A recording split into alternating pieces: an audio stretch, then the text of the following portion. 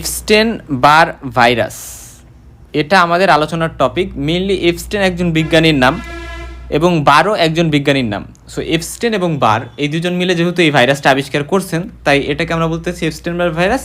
এটা খুবই কন্টাজিয়াস একটা ভাইরাস, মানে এটা খুবই পাশাপাশি অবস্থানরত মানুষের কাছে ছড়াইতে পারে। বাট এখানে ইম্পর্টেন্ট একটা কথা, যে আমাদের এপস্টেন বার ভাইরাস দ্বারা যে ডিজিজটা হয় সেটাকে আমরা কিসিং ডিজিজও বলে থাকি। খুবই ইম্পর্টেন্ট, কিসিং ডিজিজ। কেন কিসিং ডিজিজ বলা হয়? কারণ সাধারণত এই এপস্টেন বার ভাইরাস কিসিংয়ের মাধ্যমে ছড়ায়। সো এটা থেকে আমরা মনে রাখতে পারি যে স্যালাইভা কিন্তু অন্যতম একটা মাধ্যম, ইম্পর্টেন্ট মাধ্যম, আমরা বলতে পারি মেজর মাধ্যম, যেভাবে এই এপস্টেন বার ভাইরাসটা ট্রান্সমিশন হয়। সো এই কিসিং দিয়ে আমরা মনে রাখতে পারি। হ্যাঁ, এখন আসো যে এই এপস্টেন বার ভাইরাসটা কিন্তু অলসো একটা অনকোজেনিক ভাইরাস। এটা ক্যান্সার করতে পারে, বিভিন্ন ক্যান্সার করতে পারে, নেজোফেরিঞ্জিয়াল ক্যান্সার, তারপরে বার্কিটস লিম্ফোমা, তারপরে হচ্ছে গিয়ে আরও কী কী করতে পারে সেটা আমরা দেখব এক এক করে। এখন আসো যে এটার স্ট্রাকচারটা, এটা যেহেতু একটা হারপিস ভাইরাস, আমরা মনে রাখবো যেটা হচ্ছে হারপিস ভাইরাস যে 4, যেটা হিউম্যান হারপিস ভাইরাস 4, এই 4টা হচ্ছে এপস্টেন বার ভাইরাস। আমরা জানছিলাম 1 হচ্ছে হারপিস সিমপ্লেক্স ভাইরাস 1, 2 হচ্ছে হারপিস সিমপ্লেক্স ভাইরাস 2, 3 হচ্ছে ভ্যারিসেলা জোস্টার যেটা, এবং 4th হচ্ছে এপস্টেন বার ভাইরাস, 5th হচ্ছে সাইটোমেগালো ভাইরাস। সো এই 4 যেটা, এটা হচ্ছে এপস্টেন বার ভাইরাস। এবং এই এপস্টেন বার ভাইরাস দ্বারা মেইনলি যে ডিজিজটা হয় সেটাকে আমরা বলি ইনফেকশিয়াস মনোনিউক্লিওসিস। হ্যাঁ, মনোনিউক্লিওসিস, এটা নিয়ে আমরা জানবো। তো কথা হচ্ছে ইনফেকশিয়াস মনোনিউক্লিওসিস এপস্টেন বার ভাইরাস দ্বারাই মেইনলি হয়। তা বাদে আরও কিছু ভাইরাস দ্বারা কিন্তু হইতে পারে, বাট সেগুলা মেইন কারণ না। মেইন কারণ হচ্ছে এপস্টেন বার ভাইরাস, এবং আমরা জানছি এটা কিসিং ডিজিজ। আমরা যদি স্ট্রাকচারটি একটু লক্ষ্য করি, যে এই যে ভাইরাসটা এপস্টেন বার ভাইরাস, এটাতে কি থাকে? এনভেলপ থাকে, এবং এনভেলপ প্রোটিন থাকবে, গ্লাইকোপ্রোটিন। এই যে এগুলা হচ্ছে এনভেলপ প্রোটিন, এনভেলপের সাথে আছে গ্লাইকোপ্রোটিন, এবং পাশাপাশি এর মধ্যে জিনোম আছে, রাইট? ভাইরাল জিনোম মানে কি? ডিএনএ বা আরএনএ, কিন্তু আমরা জানি এটা হচ্ছে ডিএনএ ভাইরাস। এপস্টেন বার ভাইরাস একটা ডিএনএ ভাইরাস এবং ডাবল স্ট্যান্ডার্ড ডিএনএ ভাইরাস। পাশাপাশি নিউক্লিও ক্যাপসিড, এই যে ক্যাপসিড, রাইট? ক্যাপসিড কী দ্বারা গঠিত? এটা একটা প্রোটিন, নিউক্লিও ক্যাপসিড, এবং অনেকগুলো ক্যাপসোমিয়ার দ্বারা এটা তৈরি হয়। এবং এখানে হারপিস ভাইরাসের একটা প্রপার্টি কি, আমাদের এই যে ক্যাপসিড এবং হচ্ছে এনভেলপ, এর মাঝে কি থাকে? এর মাঝে হচ্ছে প্রোটিন থাকে, যেগুলোকে আমরা বলতেছি টেগুমেন্ট, এবং এখানে কিন্তু টেগুমেন্ট আছে। এটা খুবই ইম্পর্টেন্ট।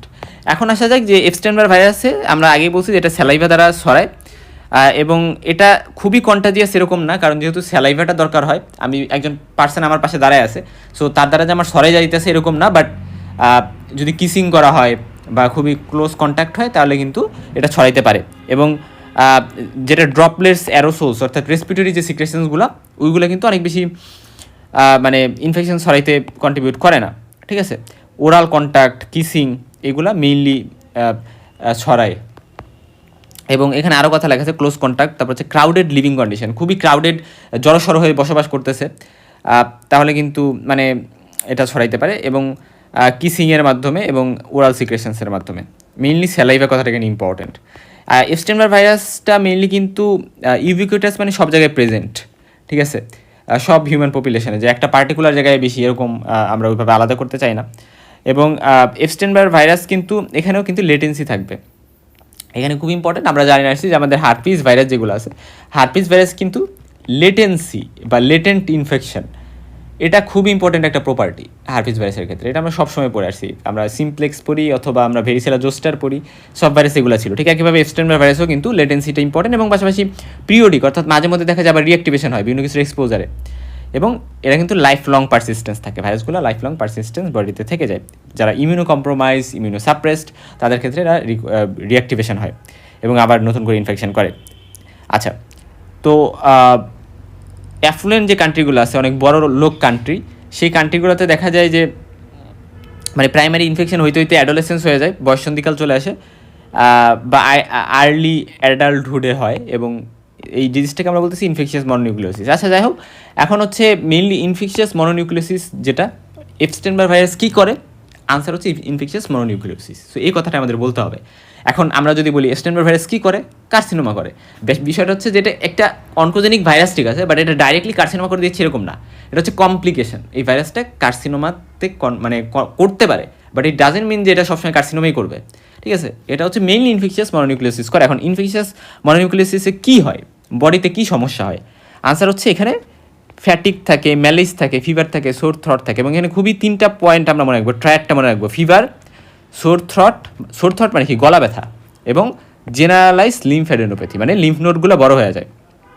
জেনারেলাইজ মানে কোনো একটা লিম্ফ নোড, একটা জায়গায় লিম্ফ নোড বড় হয়েছে এরকম না, মাল্টিপল জায়গায় multiple group of lymph nodes কিন্তু বড় হয়েছে, এটাকে বলি আমরা জেনারেলাইজড। আর লোকালাইজ মানে কোনো একটা পার্টিকুলার জায়গায় লিমিটেড, যেমন সার্ভাইকাল লিম্ফ নোড হয়তো বা বড় হয়েছে, তাহলে সেটাকে আমরা বলি লোকালাইজড, বা ইঙ্গুইনাল বড় হয়েছে সেটাকে আমরা বলতেছি লোকালাইজড। আচ্ছা, এরপর আসা যাক যে এটাকে কিন্তু মানে ইনফেকশাস মনোনিউক্লিওসিসকে গ্ল্যান্ডুলার ফিভারও বলা হইতো আগে, কারণ এটার মনোনিউক্লিয়ার লিম্ফোসাইটোসিস পাওয়া যাইতো।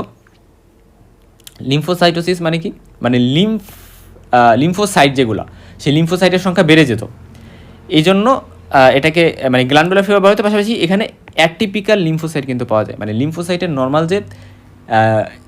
নর্মাল যে প্রেজেন্টেশন বা লিম্ফোসাইট আমরা বলতে যেটা বুঝি সেটার থেকে অন্য একটা টাইপের স্ট্রাকচার আমরা পাচ্ছি, সেটাও লিম্ফোসাইট, বাট সেটা দেখতে অন্যরকম, টিপিক্যাল লিম্ফোসাইটের মতো না, এরকম একটা ফিচার কিন্তু পাওয়া যায়। আমরা যখন ডায়াগনোসিস করবো আমাদের ইনফেকশাস মনোনিউক্লিওসিস বা আমাদের এপস্টেইন-বার ভাইরাসের ইনফেকশন, তখন কিন্তু খুব ইম্পর্টেন্ট যে অ্যাটিপিক্যাল লিম্ফোসাইট মনে রাখো, অ্যাটিপিয়া পাওয়া যাবে ক্ষেত্রে। এবং পাশাপাশি অন্য কিছু ভাইরাস যেমন হচ্ছে লক্ষ্য করো যে এই যে সাইটোমেগালো ভাইরাস, টক্সোপ্লাজমা গন্ডি, adeno virus, viral hepatitis, HIV, rubella virus, এগুলোও কিন্তু ইনফেকশাস মনোনিউক্লিওসিস লাইক ইনফেকশন করতে পারে। তো নর্মালি আমাদের ইভিভি বা এপস্টেইন-বার ভাইরাসই এটা করে, বাট এটার মতো আরও কিছু ভাইরাস করতে পারে, সেগুলো এখানে লিখছি। এখানে দেখো আমি এখানেও লেখা আছে, এটা হচ্ছে ডেভিডসন থেকে নেওয়া। তো ইনফেকশাস মনোনিউক্লিওসিস করে দেখতে পারে কারা কারা, HIV type 1, toxoplasmosis, human herpes virus 6-7, সাইটোমেগালো ভাইরাসও কিন্তু করতে পারে।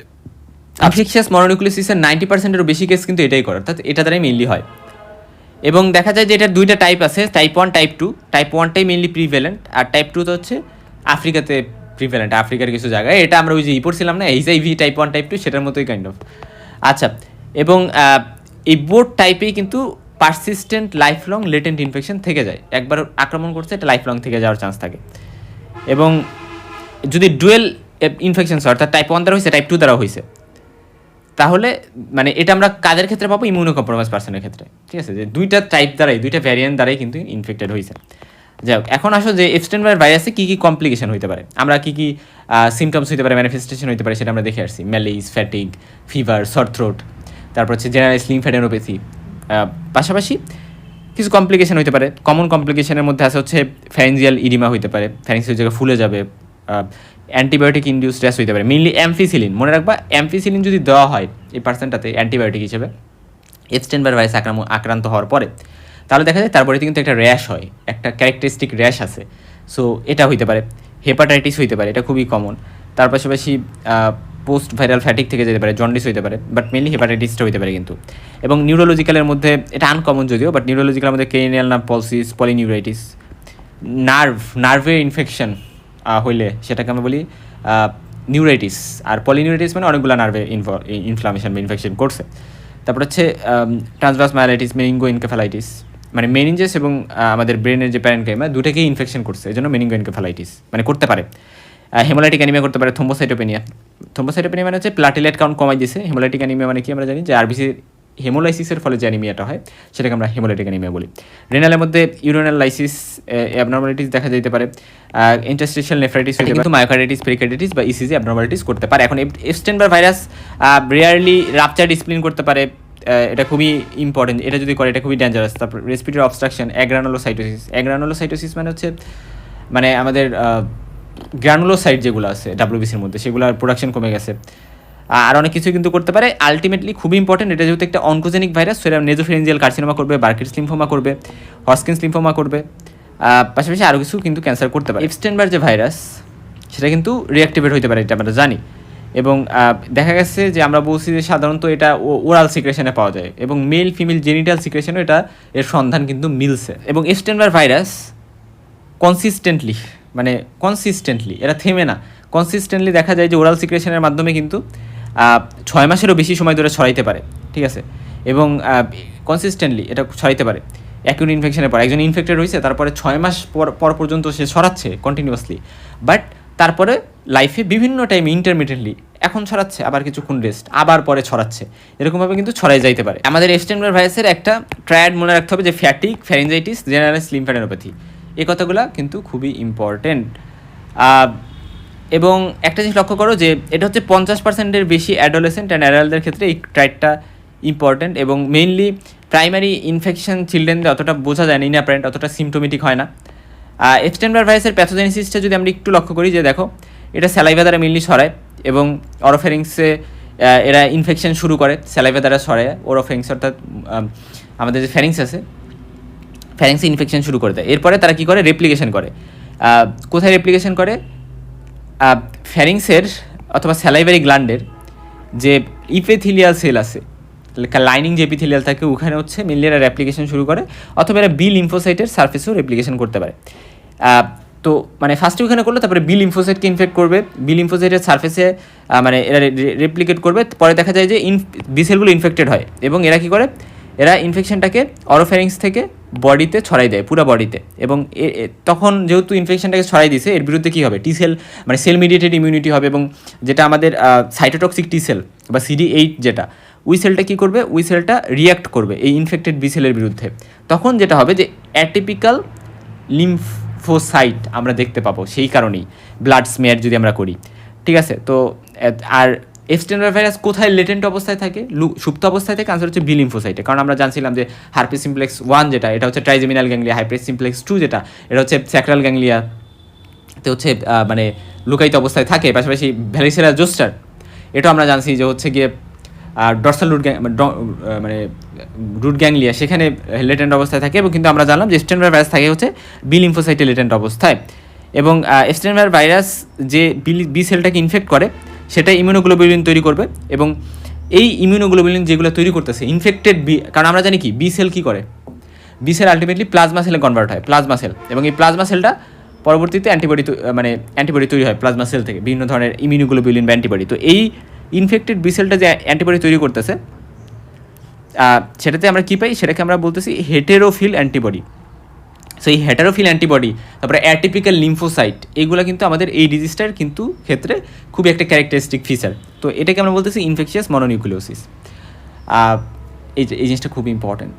আচ্ছা, এখন আসো যে এই যে দেখছো এখানে রিয়াক্টিভ লিম্ফোসাইট, বা আমরা বলতে পারি যে অ্যাটিপিক্যাল লিম্ফোসাইট আমরা পাইতেছি, যেটা হচ্ছে সাইটোটক্সিক টি সেল যখন ইনফেক্টেড যে বি সেল, সেটার বিরুদ্ধে রিয়াক্ট করতেছে, যেহেতু ইনফেক্টেড হয়েছে বি সেলটা কী দ্বারা, এপস্টেইন-বার ভাইরাস দ্বারা, তখন এরকম অ্যাটিপিক্যাল কিন্তু লিম্ফোসাইট পাওয়া যায়। আচ্ছা, এখন আসো যে এখানে আরও কিছু কথা লেখা আছে, এগুলো একটু পড়ে নিতে পারো। অনকোজেনিসিটি কি? এটা হচ্ছে নর্মালি আমাদের এই ভাইরাসটা কী হয়, যে এই ভাইরাস দ্বারা যখন পার্সনটা আক্রান্ত হয়, তখন দেখা যায় যে মানে ইনফেকশিয়াস মনোনিউক্লিওসিস যেটা, এটা সেলফ লিমিটেড, এমনি সেরে যায়। এটার কোনো মানে যে ট্রিটমেন্ট আছে, স্পেসিফিক ট্রিটমেন্ট, যে আচ্ছা এটাই দিতে হবে, ওটাই দিতে হবে, এরকম না। প্রপার রেস্ট, হাইড্রেশন বা বিভিন্ন পদ্ধতি অবলম্বন করলে এটা কিন্তু এমনি সেরে যাবে, সেলফ লিমিটেড, খুব ইম্পর্টেন্ট। কোনো মেডিকেশন ওরকম পার্টিকুলারলি নাই।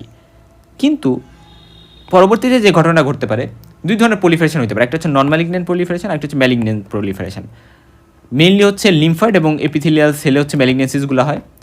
তো যেটা বিনাইন প্রলিফারেশন, সেটাতে দেখা যায় যে বিভিন্ন ওরাল হেয়ারি লিউকোপ্লাকিয়া, এটা এক ধরনের মুখের মধ্যে এক ধরনের কিন্তু প্রবলেম, এটা আমরা পড়ছি, স্পেশালি যারা এইডস আক্রান্ত পেশেন্ট, যাদের এইডস আছে, তাদের ক্ষেত্রে এই লিউকোপ্লাকিয়া কিন্তু দেখা যায়। আমরা ওরাল থ্রাশ পড়ছি না, সো ওরকমই লিউকোপ্লাকিয়াও কিন্তু এক ধরনের ওরাল প্রবলেম। তো এই এপস্টেইন-বার ভাইরাসের কারণে এটা হয়ে থাকে। তো এটা হইতে পারে মেইনলি এইডস আক্রান্ত ইমিউনো কম্প্রোমাইজ যে পার্সন আছে, তাদের ক্ষেত্রে ওরাল হেরি লিউকোপ্লাকিয়া, এটা মনে রাখতে হবে। এটা কিন্তু ক্যান্সার না, এটা ইম্পর্ট্যান্ট। পাশাপাশি ইন্টেস্টিশনাল নিউমোনাইটিস এরা করতে পারে চিলড্রেনদের, যাদের এইডস আছে। সো অ্যাডাল্টদের কী করতে পারে, লিউকোপ্লাকিয়া। আর যারা হচ্ছে চিলড্রেন, তাদের হচ্ছে নিউমোনাইটিস।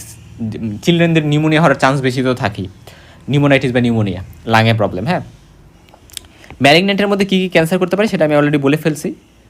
আচ্ছা, লিওমায়োসার্কোমাও এখানে করতে পারে, এই জিনিসটি ইম্পর্টেন্ট। লিওমায়োমা মানে হচ্ছে মানে benign tumour of smooth muscle, আর লিওমায়োসার্কোমা মানে হচ্ছে malignant tumour of smooth muscle. আচ্ছা, নেজোফ্যারিঞ্জিয়াল কার্সিনোমার ক্ষেত্রে দেখো যে এটা মেইনলি চায়নাতে বেশি কমন, এবং মোস্ট কমন হচ্ছে অ্যাডাল্ট ম্যানে, ওই চায়নাতে। এবং এদের ক্ষেত্রে সার্ভাইকাল যে লিম্ফনোডগুলো আছে, এখানে হচ্ছে লিম্ফ্যাডেনোপ্যাথি পাওয়া যাবে, ইউস্টেশিয়ান টিউব ব্লকেজ পাওয়া যাবে। ইউস্টেশিয়ান টিউব এটা কী করে, আমাদের মানে মিডল ইয়ার ক্যাভিটির সাথে একটা কানেকশন মেনটেন করে, রাইট? সো এটা খুবই ইম্পর্ট্যান্ট। তারপরে হচ্ছে নেজাল অবস্ট্রাকশন উইথ এপিক্সট্যাসিস, অর্থাৎ নেজাল ব্লিডিং হবে। সো এই ঘটনাগুলো নেজোফেঞ্জিয়াল কার্সিনোমার ক্ষেত্রে হতে পারে। এবং বার্কিস লিম্ফোমার ক্ষেত্রে যেটা আমাদের মনে রাখতে হবে যে মেইনলি এটা আফ্রিকাতে চাইল্ডহুড একটা টিউমার, চিলড্রেনদের বেশি হয়, এবং পাপুয়া নিউ গিনি যেটা আফ্রিকার সেখানে। এবং এখানে আমরা আরও যে কথাটা মনে রাখবো যে দিস রিজনস, দেখো এখানে লক্ষ্য করো যে the most common childhood cancer in Equatorial east Africa, অর্থাৎ পাপুয়া নিউ গিনি বা ওই রিজনগুলোতে মেনলি চাইল্ডহুডে এই বার্কিস লিম্ফোমাটা দেখা যায়। এবং দেখা যায় যে মানে 5 বছরের বয়সীদের ক্ষেত্রে এটা বেশি কমন, অ্যাভারেজে যদি আমি চিন্তা করি। এবং দেখা যায় যে ওই রিজনগুলোতে প্লাজমোডিয়াম ফ্যালসিপারাম, যেটাকে আমরা বলতেছি একটা ম্যালেরিয়ার একটা ডেঞ্জার, যেটা সেরিব্রাল বা ব্রেনকে অ্যাফেক্ট করতে পারে, যে ম্যালেরিয়াটা, প্লাজমোডিয়াম ফ্যালসিপারাম যে মানে প্যারাসাইটটা যেটা মস্কিউটোর মাধ্যমে, অ্যানাফিলিস মস্কিউটোর মাধ্যমে ছড়ায়, তো তাদের দেখা যায় যে যেই রিজনে এই প্লাজমোডিয়াম ফ্যালসিপারামের মানে এন্ডেমিক বা সবসময় লেগেই থাকে, তাদের ক্ষেত্রে দেখা যায় যে এই ইবিভি ইনফেকশন কিন্তু হওয়ার চান্স বেশি দেখা যায়। সো এটা কিন্তু একটা ইম্পর্টেন্ট রিলেশন, হ্যাঁ, এটা রিসার্চ করে পাওয়া গেছে। সো এই জিনিসটা ইম্পর্টেন্ট, হ্যাঁ।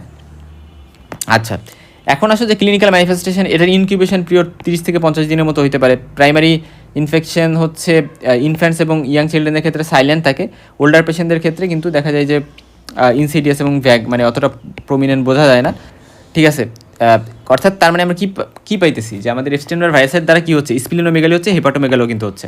সো আমরা যখন হেপাটোস্প্লিনোমেগালির কজ পড়ি, যেটা বোথ স্প্লিনকেও বড় করে মানে লিভারকেও বড় করে, তার একটা কারণ কিন্তু হচ্ছে এপস্টেইন-বার ভাইরাস। সো এটা মনে রাখবো, এটা মেডিসিনে কাজে লাগে। আমরা মনে রাখবো যে এপিটোক্লিয়াল লিম্ফ নোড, যেটা আমরা এখানে দেখি এপিটোক্লিয়াল লিম্ফ নোড, সো এখানে আমরা যে থাম দিয়ে দেখি এই এপিটোক্লিয়াল লিম্ফ নোডটা যদি বড় হয়, তাহলে সেটা কেন বড় হয়েছে এটা কিন্তু স্যার জিজ্ঞেস করে আমাকেই, হচ্ছে মেডিসিন ওয়ার্ডফাইনালে জিজ্ঞেস করছিল যে আচ্ছা এপিটোক্লিয়াল লিম্ফ নোড বড় হওয়ার কারণ বলো। তার একটা ইম্পর্টেন্ট কারণ কিন্তু হচ্ছে যে ইনফেকশিয়াস মনোনিউক্লিওসিস, অর্থাৎ এপস্টেইন-বার ভাইরাস দ্বারা ইনফেকশন, হ্যাঁ।